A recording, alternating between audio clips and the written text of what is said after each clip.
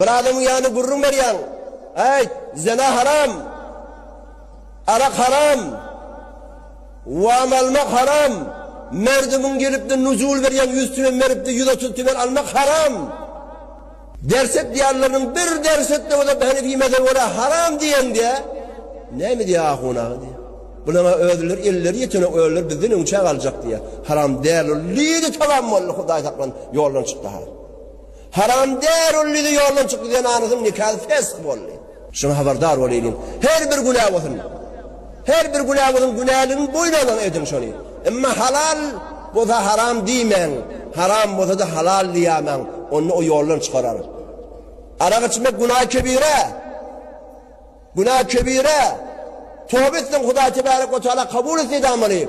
Emma aragın nauzu billah. Ay onu gelip de içenin ziyanı yok. Methetmedi diyahın yoldan çıktın. Tamam mı?